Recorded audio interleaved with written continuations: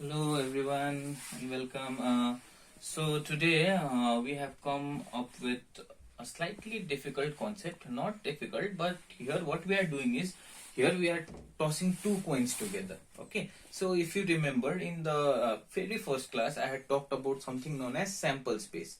What is sample space? Sample space is the representation of all the possible outcomes. Okay. Suppose we are tossing two coins together. Two coins means what will be the possibilities? In both the cases we may get head and head, or in both the cases we may get tail and tail, or we may get head in the first coin and tail in the second coin, and or maybe tail in the first coin and head in the second coin. So these are the four possible outcomes. Four possible outcomes. So basically, if we are tossing two coins, how many possible outcomes are there? 2 to the power 2, that is 4. Are you understanding? Because number of possible outcomes when you are tossing a coin is head and tail. So we are only having two possibilities, and since we are tossing two coins together, total number of possible outcomes will be 2 to the power 2, that is 4. So these are the four possibilities: head head, tail tail, head tail, tail head. Okay. Now this is the sample space, right? This is the sample space which represents the possible outcomes. Now, if I ask you, if two coins are tossed together, what is the probability that at least one tail appears? Okay. At least one tail appears. What is the probability that at least one tail appears? So, see, check. Tail, here we have tail, two tails. At least one means it may be two also. 2, 3. So probability will be 3 divided by total number of possible outcomes is 4. It's very simple. Are you understanding? So total probability that at least one tail will appear is 3 by 4. So similarly, if I ask you, what is the probability that at least one head appears? Head. So head 1, 2, 3. Similarly, it will be 3 by 4. So let me change a bit. What is the probability? What is the probability that when you toss two coins together, that in both the coins you will get head? What is the probability that both the outcomes are head? Okay.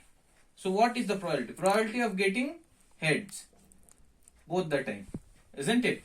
So there is only one possibility, as you can see. Here we have tail, tail, head, tail, tail, head. So probability of getting head both the times, that is when you are tossing two coins together, is 1. This is the number of favorable outcomes divided by total number of possible outcomes is 4. So this is how we do it. Okay. So if you solve problems, you will be able to understand more clearly, and hope this is hope this is clear, as it is very simple. Okay. So now let us move to throwing two dice together. So if you remember, we had said when we throw one die, the possible outcomes are 1, 2, 3, 4, 5 and 6. So how many possibilities are there? 6 possibilities are there, right? So if you are throwing two dice together, total possibilities will be, total number of possible outcomes will be 6 to the power 2, that will be equal to 36. Okay, what are the possibilities? The possibilities are represented here, and this is called sample space. The sample space for throwing two dice simultaneously or together, or two dice, is shown here. In we may either get 1 1 or 1 2 or 1 3 or 1 4 or 2 1 2 2 2 3. Okay, because we are throwing two dice together, so outcome may be 1 1 2 1, maybe 3 1 1 2. It may be anything, 3 4. But how many possibilities are there? 36. 6 into 6 is 36. So 36 possibilities are there. This is clear. This is the sample space which is representing all the possibilities. If you may get 4 4, you may get 5 5, you may get 3 5, 3 4, 5 3, whatever. All the possibilities are incorporated in the sample space because we are throwing two dice together. Okay. Now let me discuss one question. Okay. A die is thrown twice, just like this. This is the sample space. What is the probability that 5 will not come either time? What is the probability that 5 will not come? Okay, 5 will not come. Check. 5 is coming here, 5 is coming here, 5 is coming here, here, and this side also. 1. Okay. So how many possibilities are there? That 5 will not come either time. So let us calculate the number of possibilities where 5 will come. Okay. So 1, 2, 3, 4, 5, 6, 7. This is the same thing. 5, 5, 8, 9, 10, 11. So you can see 1, 2, 3, 4, 5, 6, 7, 8, 9, 10, 11 possibilities are there where 5 occurs. Isn't it? 11 possibilities are there where 5 occurs at least once. But they are asking what will be the probability that 5 will not come. Okay, so let us calculate the probability that 5 will come at least once. So this will be how many number of favorable outcomes is? We have counted 11 divided by total number of possible outcomes is 36. But this is not the answer because they are asking what is the probability that 5 will not come. So not come means probability of not getting 5. So 1 minus 11 by 36. This will give you 36 minus 11 by 36. This will be 25 by 36.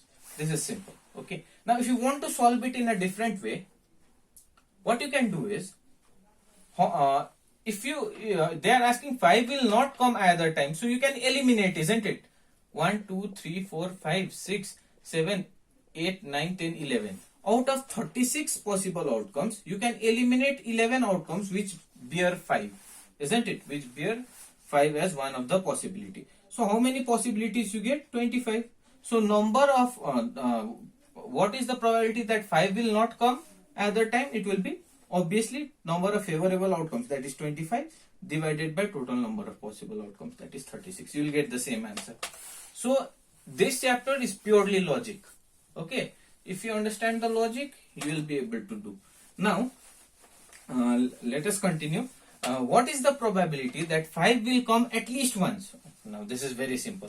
5 will come at least once means this we have already done actually. 5 will come at least once. So 11 times it may come.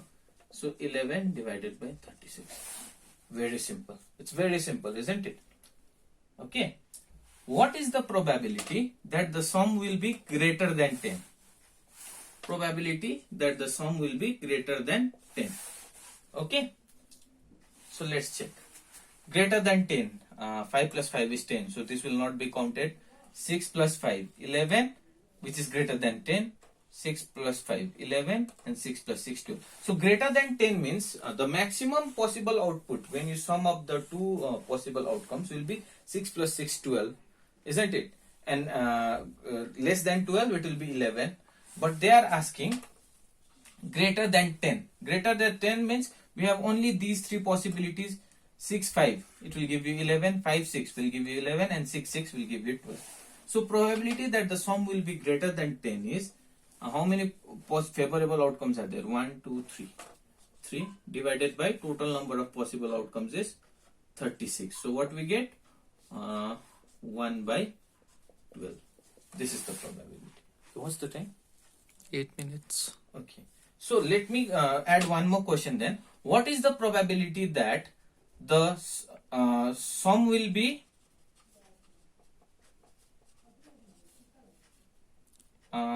you can say 8. What is the probability that the sum will be 8? The probability of getting sum as 8. So 8 means how many possibilities? 4 plus 4 will be 8, and 5 plus 3 will be 8. 3 plus 5 will be 8. 5 plus 3 will be 8. 6 plus 2 will be 8. 2 plus 6 will be 8. This is it.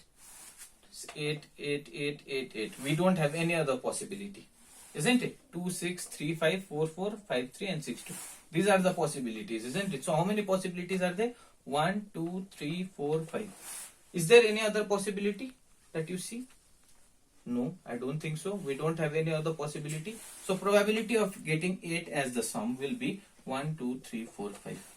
5 divided by 36. So hope the discussion on throwing of dice, 2 dice simultaneously, and flipping 2 coins simultaneously is clear.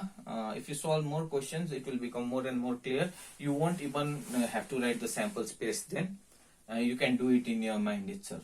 Okay, so hope it is clear. If you have any queries, just let me know. We'll stop here. Thank you.